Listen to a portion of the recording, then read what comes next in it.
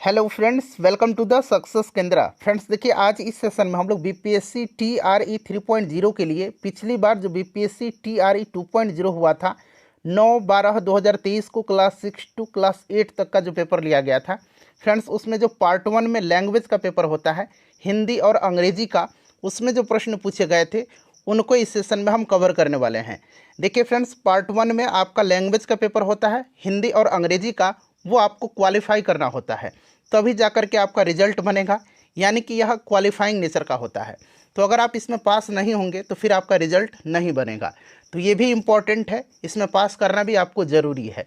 तो पिछली बार जो पेपर लिया गया था 9 दिसंबर 2023 को क्लास 6 टू 8 का मिडिल स्कूल का टीचर का, उसमें जो लैंग्वेज के प्रश्न पूछे गए थे उनको इसमें हम देखेंगे। एक बार आप लोग रिवीजन कर लीजिए, पैटर्न देख लीजिए कि किस प्रकार से प्रश्न पूछा गया था, और साथ ही साथ एक सेट मैं आपको अलग से इसी सेशन में कवर भी करवा दूंगा ताकि आपका कुछ और प्रैक्टिस हो जाएगा। चलिए सेशन शुरू करते हैं। एक बार सभी लोग जल्दी से सेशन को लाइक कर दीजिए। चलिए फ्रेंड्स, सेशन अब हम लोग स्टार्ट करते हैं आज का।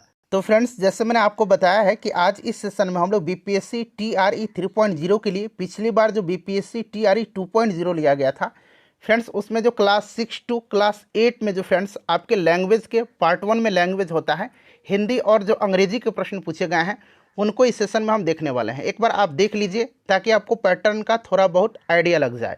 और देखिए 6 टू 8 का पेपर लिया गया था 9 दिसंबर 2023 को। यहाँ पर आप देख भी सकते हैं पार्ट 1 लैंग्वेज, और ये जो लैंग्वेज का पेपर होता है वो आपको क्वालिफाइंग नेचर का होता है, आपको क्वालिफाई करना ज़रूरी है तभी जाकर के आपका रिजल्ट बनेगा। चलिए एक बार देख लीजिएगा, और इसी सेशन में मैं आपको एक प्रैक्टिस सेट भी करवा दूंगा लैंग्वेज का, ताकि बेहतरीन तरीके से आप लोग थोड़ा बहुत रिवीजन भी कर लेंगे। देखिए पहला प्रश्न है, यहाँ पर आप देख सकते हैं क्वेश्चन नंबर 1 और क्वेश्चन नंबर 2 जो है फिल इन द ब्लैंक्स है। ठीक है, यहाँ पर देखिएगा fill in the blanks with suitable article like a and the. ठीक है ना। चलिए पहला प्रश्न पढ़िएगा कि Sarita is going to join as, खाली स्थान दिया गया है वीडियो। चलिए सभी लोग आंसर कमेंट करिएगा। Sarita is going to join as, खाली स्थान दिया गया है वीडियो। अब यहाँ पर देखिए ये वीडियो जो है ना, वीडियो, इसका उच्चारण हिंदी का जो कॉन्सोनेंट है बी से है। ठीक है ना। अगर स्वर से रहता तो एन का यूज़ होता, तो चूंकि ये कॉन्सोनेंट से है इसीलिए यहाँ पर जो है आपका ए का यूज़ होगा। ठीक है ना, इस चीज़ को आप ध्यान रखिएगा, ऐसा प्रश्न पूछा जा सकता है। चलिए उसके बाद देखिए दूसरा प्रश्न है, खाली स्थान दिया गया है Washington post is the most read newspaper in the USA. Washington post. ठीक है ना। अब देखिएगा किसी भी न्यूज़पेपर, रिलीजियस बुक अथवा खास पत्र पत्रिकाओं के ठीक पीछे आपका डेफिनेट आर्टिकल का प्रयोग किया जाता है, तो इस हिसाब से यहाँ पर जो है द का यूज़ किया जाएगा। The Washington post is the most read newspaper in the USA, तो यहाँ पर द का इस्तेमाल होगा। ठीक है। चलिए उसके बाद देखिएगा अगला प्रश्न है कि which of the following is not a part of kitchen. Which of the following is not a part of kitchen, इसमें से किचन का जो है हिस्सा कौन सा नहीं है। तो देखिए टैप, यानी कि यहाँ पर देखिए नल दिया गया है। नल किचन का यानी कि रसोई घर का भाग संभव है, किंतु यहाँ पर देखिएगा गीज़र दिया गया है। गीज़र और बकेट ये बाथरूम का हिस्सा होता है। ये किसका पार्ट है? बाथरूम का, गीज़र और बकेट। तो इसीलिए जो है not a part of kitchen, तो ऑप्शन नंबर डी हो जाएगा। More than one of the above, यानी कि ऊपर्युक्त में से एक से अधिक इसका राइट आंसर हो जाएगा। ए और बी इसका आंसर होगा। ठीक है ना फ्रेंड्स। चलिए नेक्स्ट क्वेश्चन है कि which among the following is not a fruit, यानी कि इसमें से कौन सा फल नहीं है, बताइएंगे। तो यहाँ पर देखिएगा गाजर यानी कि कैरेट, टर्निप और बीट रूट, तीनों को ध्यान से पढ़िएगा। देखिए गाजर, टर्निप यानी कि सलजम और बीट रूट ये सभी जो हैं जड़ वाली सब्जियां हैं। ठीक है। तो यहाँ पर इसका राइट आंसर हो जाएगा नॉट अ फ्रूट, तो ऊपर्युक्त में से एक से अधिक राइट आंसर हो जाएगा। ठीक है ना, इसे आप ध्यान रखिएगा। चलिए फ्रेंड्स नेक्स्ट क्वेश्चन है कि लुक देयर आर, खाली स्थान दिया गया इन द वाटर, बताइए। सही विकल्प यहाँ पर चुनना है। Look there are tadpoles in the water. ठीक है ना, तो यहाँ पर टैडपोल यहाँ पर राइट आंसर हो जाएगा, option number C correct answer हो जाएगा। ठीक है फ्रेंड्स। पक्षी और तितली ऐसा तो संभव ही नहीं है पानी में, तो यहाँ पर टैडपोल जो होते हैं आपके, टैडपोल ये मेढक होते हैं, ये संभव होते हैं पानी में, तो इसीलिए ऑप्शन नंबर यहाँ पर विकल्प सी राइट आंसर होगा। चलिए a year is called leap year if it has a year is called leap year if it has, बताएंगे यहाँ पर राइट आंसर क्या हो जाएगा। तो यहाँ पर हो जाएगा more days in a month, option number यहाँ पर ए राइट आंसर हो जाएगा। ठीक है फ्रेंड्स, ध्यान दीजिएगा यहाँ पर जो आपका एक एडिशनल डे इसमें होता है आपका, तो इसीलिए यहाँ पर ऑप्शन ए राइट आंसर हो जाएगा। ठीक है ना। चलिए, फरवरी इसमें शायद 29 का हो जाता है लीप ईयर में। चलिए, महीना में एक दिन आपका ज़्यादा होता है उसमें। उसके बाद देखिए, son of the brother is known as, बिल्कुल सिंपल क्वेश्चन पूछा जाता है। सन ऑफ द ब्रदर यानी कि आपके भाई का जो बेटा है वो क्या होगा आपका, तो फ्रेंड्स वो आपका निफ्यू होगा। ऑप्शन नंबर ए यहाँ पर राइट आंसर हो जाएगा। ठीक है, सन ऑफ ब्रदर यानी कि भाई का लड़का जो है उसको निफ्यू बोलते हैं हम लोग, भतीजा। चलिए, यहाँ पर देखिए कज़न जो होता है, कज़न या आपका चचेरा या फिर ममेरा भाई बहन को बोलते हैं, सिबलिंग बोलते हैं भाई बहन को। ठीक है ना। तो यहाँ पर ऑप्शन ए राइट आंसर हो जाएगा इसका। चलिए, और देखिए एक बार आप लोग सभी सेशन को रिवीजन कर लीजिएगा। 40 से 50 वीडियोज़ मैंने कराए हुए हैं और सारे के सारे इंपॉर्टेंट हैं। आप कहीं ट्रैवल कर रहे हैं, अगर एग्जाम सेंटर तक पहुँच रहे हैं तो एक बार आप लोग रिवीजन कर लीजिएगा।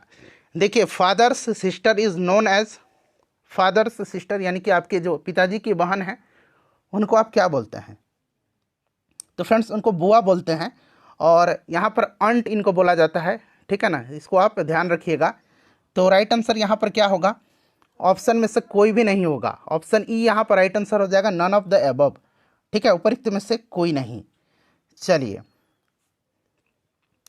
उसके बाद देखिए अगला प्रश्न है कि कौन सी बोली मध्य पहाड़ी हिंदी उपभाषा के अंतर्गत आती है। कौन सी बोली मध्य पहाड़ी हिंदी उपभाषा के अंतर्गत आती है, तो फ्रेंड्स यह आपका गढ़वाली आती है। ठीक है ना, गढ़वाली राइट आंसर हो जाएगा। मध्य पहाड़ी हिंदी कुमायूं एवं गढ़वाल में बोली जाती है। ठीक है फ्रेंड्स, तो यहाँ पर राइट आंसर यहाँ पर क्या हो जाएगा, गढ़वाली राइट आंसर हो जाएगा। Option number C right answer हो जाएगा। चलिए, उसके बाद देखिएगा कन्नौजी किस उपभाषा की बोली है। कन्नौजी किस उपभाषा की बोली है। कन्नौजी जो है फ्रेंड्स यह आपकी पश्चिमी हिंदी उपभाषा वर्ग की एक बोली है। ठीक है ना, इसे आप ध्यान रखिएगा। तो यहाँ पर आप देखिए option number B right answer हो जाएगा, पश्चिमी हिंदी। और पश्चिमी हिंदी का विकास सौर सेनी अपभ्रंश से हुआ है। सौर सेनी अपभ्रंश से हुआ है। ठीक है, सौर सेनी अपभ्रंश से हुआ है पश्चिमी हिंदी का विकास। तो इसे भी आप ध्यान रख सकते हैं। चलिए, छोटी बात को बढ़ा चढ़ा करके कहना अर्थ के लिए सटीक मुहावरा है। बताइए, छोटी बात को बढ़ा चढ़ा करके बोलना, तो फ्रेंड्स हम लोग बोलते हैं ना तिल का ताड़ करना। ठीक है ना, तो यहाँ पर राइट आंसर हो जाएगा तिल का ताड़ करना, छोटी भी चीज़ को बहुत बढ़ा चढ़ा करके बोलना। चलिए, तुलसीदास ने कवितावली की रचना किस भाषा में किया है। तुलसीदास ने कवितावली की रचना किस भाषा में किया है, बताइए सभी लोग। तो तुलसीदास ने कवितावली और विनय पत्रिका, विनय पत्रिका भी आप याद रखेंगे, विनय पत्रिका, विनय पत्रिका, कवितावली और विनय पत्रिका। ठीक है, कवितावली और विनय पत्रिका की रचना ब्रज भाषा में की है। ब्रज भाषा यहाँ पर हो जाएगा, option number C right answer हो जाएगा। ठीक है ना, कवितावली की रचना जो है आपकी तुलसीदास ने और विनय पत्रिका की रचना तुलसीदास ने ब्रज भाषा में किया है। चलिए, उसके बाद देखिएगा कि राजस्थानी उपभाषा के अंतर्गत कितनी बोलियां आती हैं। राजस्थानी उपभाषा के अंतर्गत कितनी बोलियां आती हैं, तो फ्रेंड्स टोटल 4 बोलियां आती हैं। मारवाड़ी, मेवाड़ी, मेवाती और हडौती। हडौती भी आती है, हडौती। ठीक है ना, तो 4 भाषा मैंने बताया आपको कौन कौन सी, याद रखिएगा, मारवाड़ी, मेवाड़ी, मेवाती और हडौती। तो यहाँ पर 4 राइट आंसर हो जाएगा। उसके बाद देखिए, खड़ी बोली को कृत्रिम बोली किसने कहा है। खड़ी बोली को कृत्रिम बोली किसने कहा है। खड़ी बोली को कृत्रिम बोली जो है जॉर्ज अब्राहम गियर्सन ने कहा है। ठीक है, तो यहाँ पर देखिए गियर्सन दिया गया है, option number A right answer हो जाएगा। देखिए, पहाड़ी उपभाषा के अंतर्गत कौन सी बोली नहीं आती है। पहाड़ी उपभाषा के अंतर्गत कौन सी बोली नहीं आती है, तो देखिए इसमें से जो है पहाड़ी उपभाषा के अंतर्गत मध्य पहाड़ी और पश्चिमी पहाड़ी बोली आती है, किंतु पूर्वी पहाड़ी नहीं आती है। पूर्वी पहाड़ी इसमें नहीं आती है, तो ऑप्शन नंबर ए यहाँ पर राइट आंसर हो जाएगा। चलिए, उसके बाद देख लीजिएगा कि दखनी को, देखिए प्रश्न है कि दखनी को किस अन्य नाम से भी पुकारा जाता है। दखनी को, तो फ्रेंड्स इसको आपकी हिंदवी और हिंदी नाम से भी पुकारा जाता है। हिंदवी और हिंदी नाम से भी पुकारा जाता है। ठीक है, इसे एक प्रकार से आधुनिक हिंदी और उर्दू की पूर्वगामी भाषा भी कहा जाता है। तो इसलिए ऑप्शन नंबर डी हो जाएगा उपरोक्त में से एक से अधिक। निम्नलिखित में से कौन सा शुद्ध शब्द है इसमें से, बताइएगा। अंत्याक्षरी यहाँ भी लिखा गया है, यहाँ भी लिखा गया, कौन सा इसमें से अंत्याक्षरी सही होगा? तो यहाँ पर देखेंगे ऑप्शन ए में जो दिया गया अंत्याक्षरी, अंत्याक्षरी जो है यह आपकी शुद्ध है। ठीक है ना, ये वाला शुद्ध दिया गया है। चलो उसके बाद देखिएगा कि नवोडा, नवोडा का संधि विच्छेद है इसमें से कौन सा? नवोडा का संधि विच्छेद जो होगा वो आपका 9 प्लस उडा होगा, 9 प्लस उडा होगा। और फ्रेंड्स यह गुण संधि है। ठीक है ना, किस प्रकार की संधि है? तो यह गुण संधि का उदाहरण है। चलिए उसके बाद देखिएगा कि रिजु का पर्यायवाची शब्द क्या होगा? रिजु का, रिजु का पर्यायवाची शब्द क्या होगा? तो रिजु का सरल होता है पर्यायवाची शब्द। ठीक है ना, सरल, सीधा भी होता है, तो सीधा भी आप याद रखेंगे, सरल सीधा। ठीक है ना, जो ज्ञात इतिहास के पूर्व का हो, जो ज्ञात इतिहास का पूर्व का हो, वाक्यांश के लिए एक शब्द आपको बताना है। जो ज्ञात इतिहास के पूर्व का हो उसे प्रागैतिहासिक कहते हैं, उसको हम लोग प्रागैतिहासिक कहते हैं। ठीक है ना, इतिहास से संबंध रखने वाली चीज़ को हम लोग ऐतिहासिक बोलते हैं। प्राचीन, पुराना को हम लोग प्राच्य बोलते हैं। ठीक है, तो इस चीज़ को आप याद रखिएगा, ऑप्शन ए राइट आंसर हो जाएगा। उसके बाद देखिए पारितोषिक किस शब्द का पर्यायवाची है? पारितोषिक, तो हम लोग इसको सम्मान, इनाम, उपहार, पुरस्कार बोलते हैं ना। पहले जो बुजुर्ग लोग थे तो ये पारितोषिक ही बोलते थे। तो यहाँ पर ऑप्शन नंबर ए इनाम हो जाएगा। ठीक है ना, और भी मैंने इसका आपको बताया है इसका पर्यायवाची, जैसे कि इनाम, सम्मान, उपहार, पुरस्कार, ये सब आप याद रखिएगा। ठीक है, चलिए पर्याय की दृष्टि से कौन सा युग्म सही नहीं है? सही नहीं है पर्याय की दृष्टिकोण से। तो यहाँ पर देखिएगा, यहाँ पर जो है अनिल, तुषार, ये जो है आपका सही नहीं है। ठीक है, अनिल और तुषार, अनिल का मतलब अग्नि होता है और तुषार का मतलब बर्फ होता है, तो ये आपकी युग्म सही नहीं है, मतलब दोनों समान नहीं है। तरी और तरणी, देखिए तरी और तरणी बिल्कुल यहाँ पर आपका सही दिया गया है। ठीक है, और यहाँ पर देखिए उपल और अस्म, उपल और अस्म ये आपका पर्वत है, बिल्कुल सही दिया गया है, तो ये वाला आपका सही नहीं है। उसके बाद देखिए पॉकेट मार शब्द में कौन सा समास है? पॉकेट मार शब्द में कौन सा समास है? तो पॉकेट मार में जो है आपका तत्पुरुष समास है। ठीक है ना, पॉकेट मार में तत्पुरुष समास क्या होता है? जिसमें आपका उत्तर पद प्रधान होता है, अर्थात प्रथम पद गौण होता है और उत्तर पद की प्रधानता होती है। ठीक है ना, तो यहाँ पर आपका option number B right answer हो जाएगा। चलिए उसके बाद देखिए निम्नलिखित में से कौन सा वाक्य इसमें से शुद्ध दिया गया है, बताइए। तो इसमें से देखिए शुद्ध जो है ये श्री कृष्ण के अनेक नाम हैं, यह आपकी शुद्ध दिया गया है। ठीक है ना, आपका पत्र धन्यवाद सहित मिला, यहाँ पर देखिएगा आपका पत्र धन्यवाद सहित मिला, यह आपका गलत है। ठीक है, आपका धन्यवाद सहित पत्र मिला, इस तरह से होगा ये। बंदूक एक बहुत ही उपयोगी अस्त्र है, बंदूक एक बहुत ही उपयोगी अस्त्र है, ये भी गलत है। बंदूक एक बहुत ही उपयोगी शस्त्र है, यह अस्त्र नहीं है शस्त्र है, इसीलिए ऑप्शन ए राइट आंसर दिया गया है। देखिए एक लड़के ने ठीक उत्तर दिया, वाक्य में एक क्या है? एक लड़के ने ठीक उत्तर दिया, वाक्य में जो है यह आपका विशेषण है। ठीक है ना, इस वाक्य में एक अनिश्चयवाचक विशेषण है, तो अनिश्चयवाचक यह विशेषण है। चलिए अगला प्रश्न देखेंगे कि सुंदर शब्द किस वाक्य में क्रिया विशेषण के रूप में प्रयुक्त हुआ है? सुंदर जो है क्रिया विशेषण के रूप में प्रयुक्त हुआ है। चलिए बताइएगा राइट आंसर इसका क्या होगा, बताइए।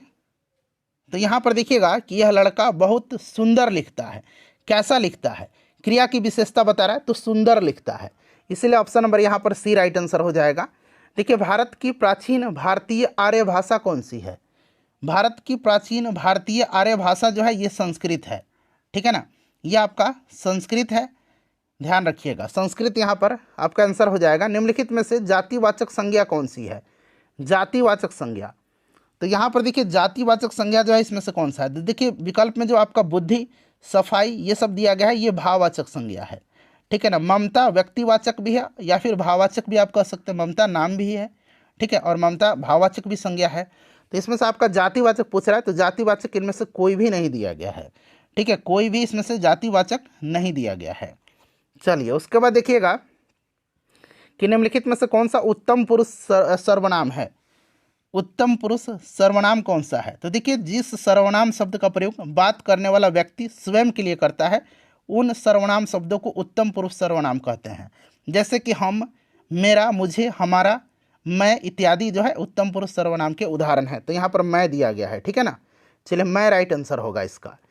उसके बाद देखिएगा कि रोहित अमेरिका में नौकरी करना चाहता है, वाक्य में प्रयुक्त क्रिया का स्वरूप क्या है? रोहित अमेरिका में नौकरी करना चाहता है, ठीक है। इस वाक्य में जो प्रयुक्त क्रिया है इसका स्वरूप पूछा गया है, तो इसकी इच्छा है कि वह अमेरिका में जॉब करे, ठीक है ना। आपकी भी इच्छा है कि आप बीपीएससी टीचर बने, तो यह क्या है फ्रेंड्स? तो यह एक प्रकार का इच्छा बोधक की क्रिया होगा। चलिए, अब हम लोग यहाँ पर 30 प्रश्न पूछा जाता है। 30 प्रश्न पिछले साल का मैंने आपको करा दिया। अब हम लोग 30 प्रैक्टिस प्रश्न कर लेते हैं। चलिए, अब 30 प्रश्न हम लोग एक बार प्रैक्टिस कर लेते हैं। जैसे कि मैंने आपको बताया था कि मैं आपको एक प्रैक्टिस सेट भी करवा दूंगा। देखिए, पार्ट 1 लैंग्वेज, अंग्रेजी और हिंदी का प्रश्न होता है। पहला प्रश्न देखिए, बिल्कुल पैटर्न पर है। उसमें आपने देखा था, पूछा था फादर्स सिस्टर इज कॉल्ड, तो मैंने बताया था उनको बुआ बोलते हैं, पिता की बहन को आंट बोलते हैं।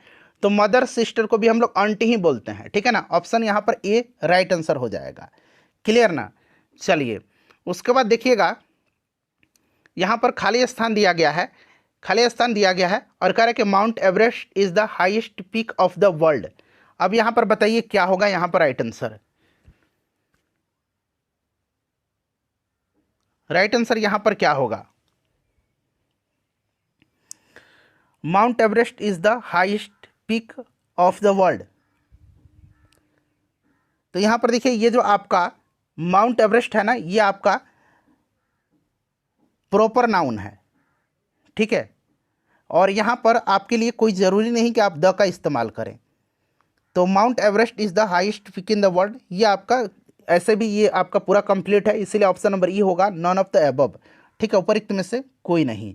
You do not require definite article the before the proper noun mount Everest, इस चीज़ को आप ध्यान रखिएगा, ठीक है ना। बहुत लोग कहेंगे कि द का इस्तेमाल होगा। Which of the following is a flowers male part? Flower का जो मेल पार्ट होता है उसको हम लोग क्या बोलते हैं? तो फ्रेंड्स, उसको हम लोग बोलते हैं, क्या बोलते हैं? उसको हम लोग फिलामेंट बोलते हैं। इसको हम लोग फिलामेंट बोलते हैं, मेल पार्ट को, ठीक है। एंथर भी हम लोग बोलते हैं। क्लियर?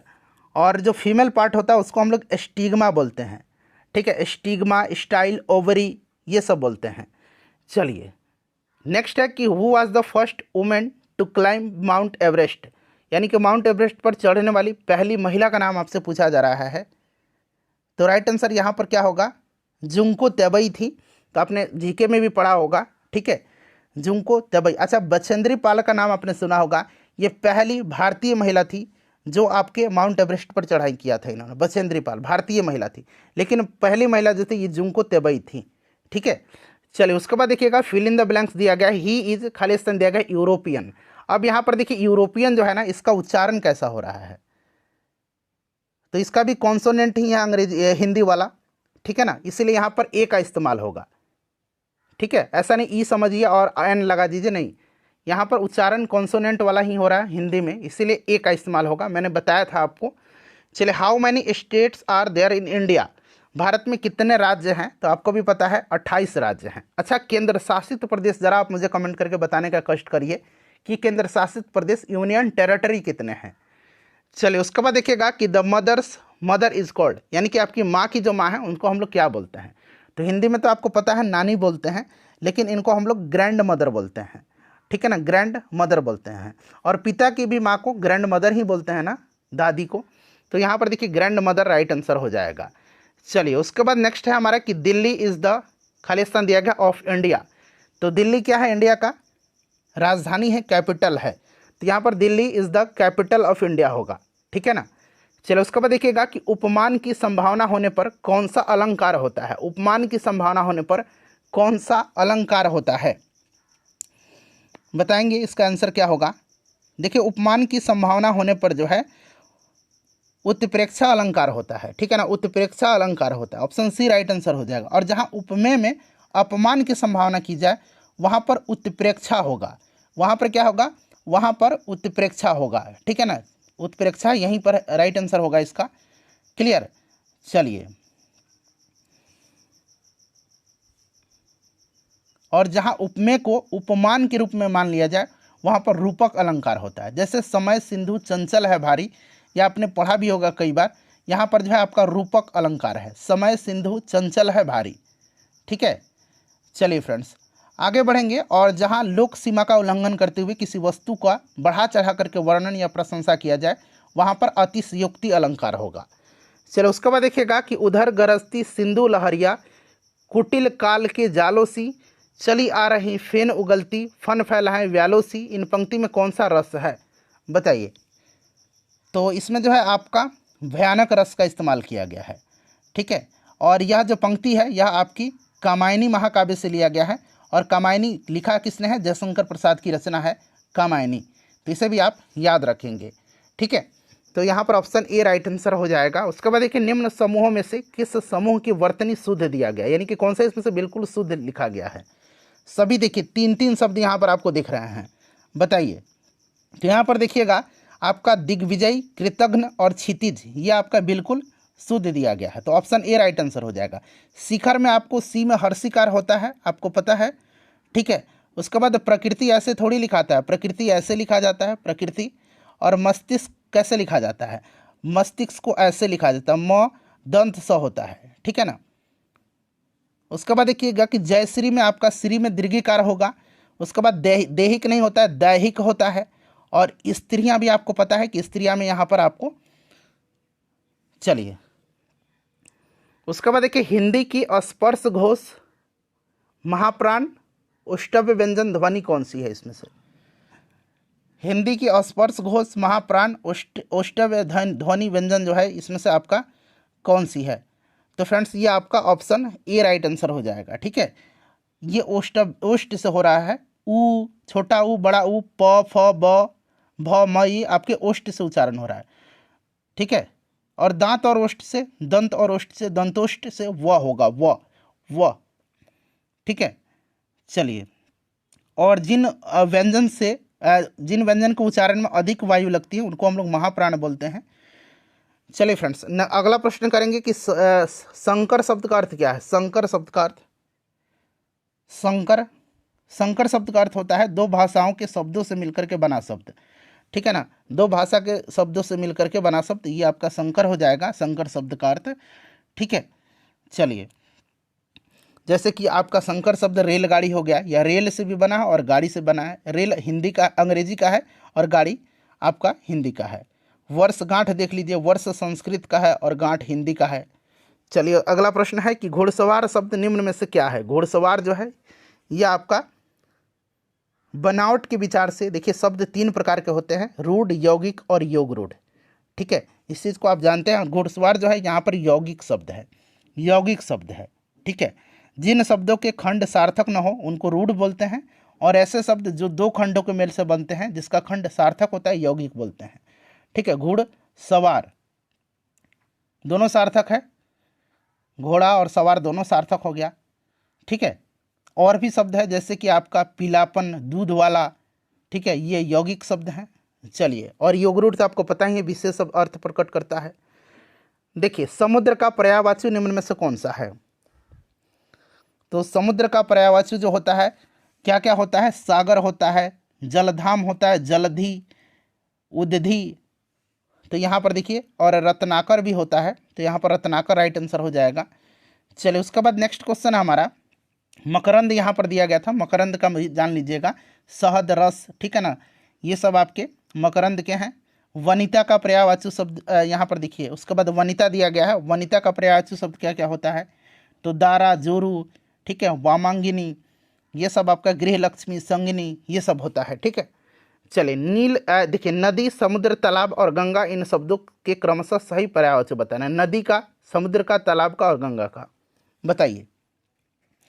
नदी का यहाँ पर देखिएगा तरंगनी दिया गया है, तरंगनी। ठीक है ना, और समुद्र का अभी मैंने आपको बताया है रत्नाकर, तालाब का जलाशय और गंगा का जानवी। ठीक है ना, तो ये बिल्कुल यहाँ पर आपका क्रम सही दिया गया। मंदाकिनी भी होता है, भागीरथी भी होता है, सूर सरिता भी होता है।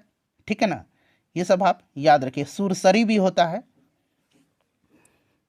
अगला प्रश्न है कि जानने की इच्छा के लिए निम्न में से कौन सा एक शब्द है। जानने की इच्छा, तो इसको हम लोग क्या बोलते हैं, जिज्ञासा बोलते हैं, जानने की इच्छा। ठीक है, जिज्ञासा राइट आंसर हो जाएगा। और देखिए जीने की प्रबल इच्छा रखने के लिए जिजीविषा बोलते हैं, जीने की प्रबल इच्छा के लिए जिजीविषा बोलते हैं, जिजीविषा। ठीक है, चलिए। और अधिक समय तक जीते रहने यानी कि जिंदा रहने को इच्छुक के लिए एक शब्द आपका जिजीविषु होगा, जिजीविषु, जिजीविषु। ठीक है, चलिए। हाथी का स्त्रीलिंग पूछा गया है, तो हाथी का स्त्रीलिंग बताइए। हाथी का हथनी होता है, ठीक है ना, हाथी का हथनी होता है। चलिए, उसके बाद अगर आपसे पूछा जाए कि फुट का बहुवचन क्या होगा, तो फुट का बहुवचन पूछा जाता है फीट होगा। ठीक है, नारी का बहुवचन नारीवृंद होता है। चलिए, उसके बाद देखिएगा कि सावधानी में कौन सा प्रत्यय है, सावधानी में, तो सावधानी में ई प्रत्यय है, ई प्रत्यय है सावधानी में। ठीक है ना। चलिए, उसके बाद देखिएगा आपका अगला प्रश्न है कि संगम का संधि विच्छेद निम्न में से कौन सा होगा। संगम का होगा सम, हलंत होगा, ठीक है ना, और गम होगा। इस तरह से मैं लिख देता हूं संगम का।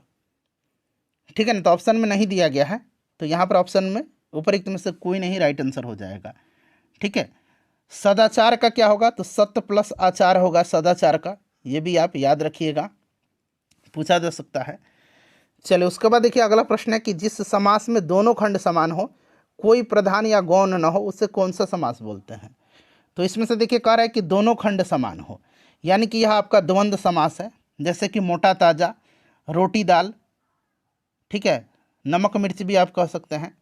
जिस समास का प्रथम पद संख्या वाचक हो और अंतिम पद संज्ञा हो, उसको द्विगु समास बोलते हैं, जैसे कि आपका नवरत्न, त्रियोगी, चौराहा, दोपहर, ये सब आपके द्विगु समास हैं। ठीक है, चलिए, उसके बाद देखिएगा कि 8-8 आंसू रोना मुहावरे का अर्थ क्या है।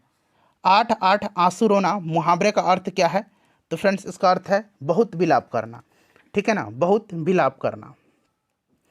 देखिए, सेना का पर्यायवाची पूछा गया है, सेना का पर्यायवाची, तो यहाँ पर लश्कर हो जाएगा। ठीक है ना, लश्कर इसका पर्यायवाची सब होगा। चलिए, उसके बाद फौज भी होता है। ठीक है, चलिए, उसके बाद देखिएगा कि लड़का पेड़ से गिरा, उपरोक्त वाक्य में कारक बताइए। पेड़ से गिर रहा है, तो आपने पढ़ा है ना कि कर्ता ने कर्म को करण से, ठीक है, ये आपने पढ़ रखा है ऑलरेडी। तो यहाँ पर देखिए इसमें से अपादान कारक होगा ना, पेड़ से गिर रहा, अलगाव हो रहा है, अपादान होगा। गंगा हिमालय से निकलती है, इसमें कौन सा कारक है, जरा आप बताइए। देखिए, दिए गए वाक्य का वह भाग ज्ञात कीजिए जिसमें कोई त्रुटि है। 25 और 26 में बताना है, दोनों क्वेश्चन में। आज भ्रष्टाचार हर क्षेत्र में शिष्टाचार के रूप में जाना जाता है, बताइए इसमें कहाँ जो है आपका त्रुटि दिया गया है, सही आंसर बताइए।